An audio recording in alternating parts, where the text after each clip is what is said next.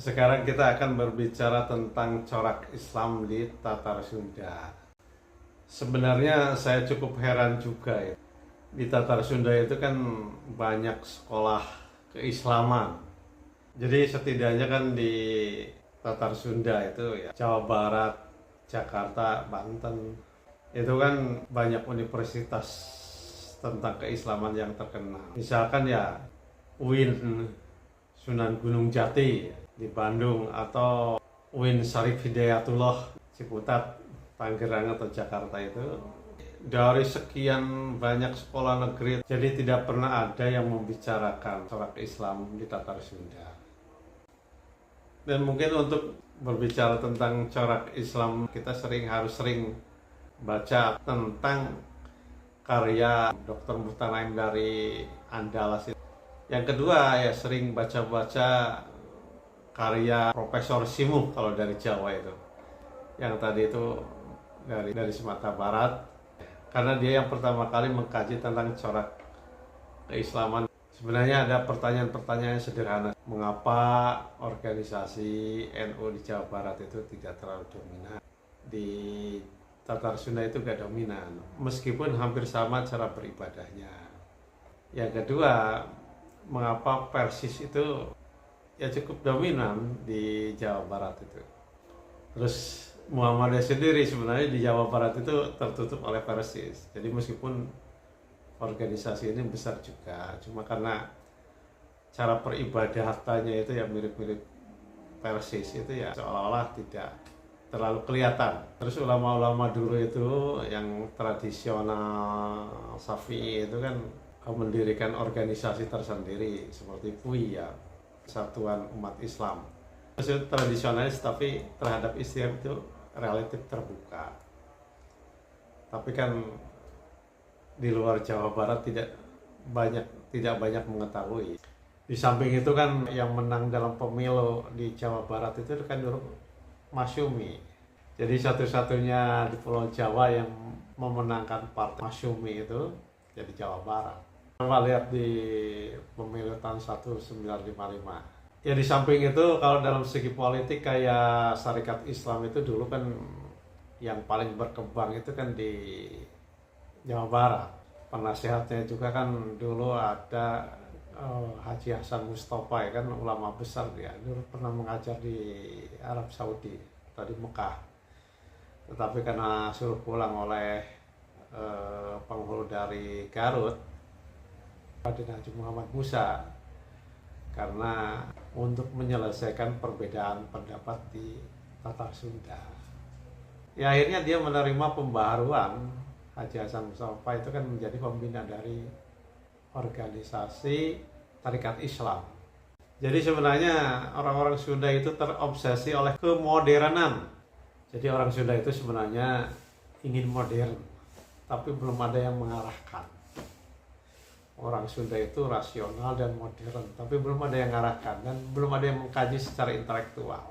Dan untuk hal tersebut, salah satunya adalah kita harus tahu corak keislaman di Tatar Sunda. Jadi untuk membicarakan corak Islam di Tatar Sunda itu, ya setidaknya pernah membaca sedikit buku karya Dr. Muhtar Naim dari Sumatera Barat. Dan kalau di Jawa itu karya-karya Simuh lah, Profesor Simuh yang pernah menjadi rektor di UIN Sunan Kalijaga, Yogyakarta. Sebenarnya agak jelimet juga kalau secara ilmu analisanya mereka, tapi kita sederhanakan saja. Muhtar Naim itu membedakan corak Islam di Sumatera Barat dengan di Jawa. Berkesimpulanlah sederhananya gitu bahwa di Sumatera Barat itu bersifat sintesis, kalau di Jawa itu sinkretis. Sintesis itu ada perpaduan. Jawa itu kan sinkretis. Islam itu campur aduk dengan tradisi. Pengkategorian ini kan baru kita bisa memahami setelah baca buku itu. Dan untuk di Jawa itu karya-karya Simuh itu. Di sana juga Simuh itu, Profesor Simuh itu menerangkan tentang sekilas corak Islam Jawa. Jadi mayoritas Islam di Jawa itu sebenarnya sinkretis kalau menurut analisanya Muhtar Naim. Nah, kalau di Sumatera Barat itu kan sintesis, karena ada ungkapan adat basan di sara, sara basan di agama. Nah, masalahnya ini Bapak Dr. Muhtar Naim itu, apakah Islam di Tatar Sunda itu dimasukin ke Jawa atau enggak, gitu kan? Itu kan nggak ada, tidak ada sarjana-sarjana yang menerangkan tentang corak Islam di Tatar Sunda.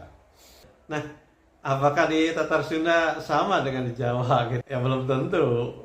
Di Tatar Sunda sendiri itu ada ungkapan gini, ada ungkapan buhun disuhun syara di bawah.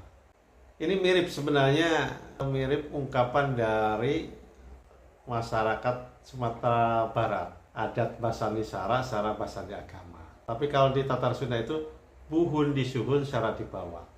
Buhun itu kan tradisi intelektual nenek moyang, ya, tradisi intelektual nenek moyang. Buhun itu selalu dijunjung tinggi. Jadi tradisi intelektual nenek moyang orang Sunda itu dijunjung tinggi. Tapi syara di bawah.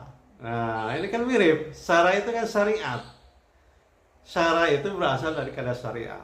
Syariat itu berarti kan syariat agama Islam. Jadi selalu di bawah. Yang jadi pegangannya itu adalah syariat Islam. Jadi mirip sebenarnya kalau itu antara Sumatera Barat itu. Adat basan di sara, sara basan di agama, kan gitu. Ini buhun disuhun. Makanya kan buhun itu sebenarnya apa yang disebut buhun itu, kan gitu. Buhun itu ya tradisi intelektual, seperti konsep akal yang saya bahas itu ya dari dulu, yang meskipun tidak mendapat respon dari orang-orang Sunda juga itu. Karena masih seneng tahayul itu.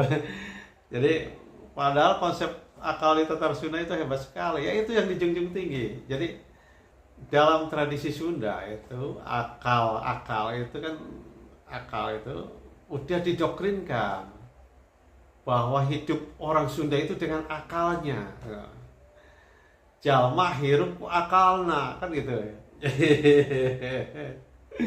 Jadi orang Sunda itu hidup itu dengan akalnya. Nah, ini kenapa gak digunakan?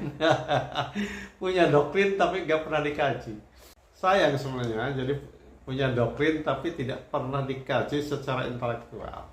Jadi sebenarnya kalau untuk mempelajari corak Islam di Sunda itu, ya itu dibandingkan itu. Yang pertama itu ya buhun disuhun secara di bawah. Itu ya tradisi buhun disuhun itu. Ya tentang akal itu ya harus dijunjung tinggi. Karena itu yang membedakan orang Sunda dengan yang lainnya. Orang Tatar Sunda dengan masyarakat lainnya itu di konsep akal.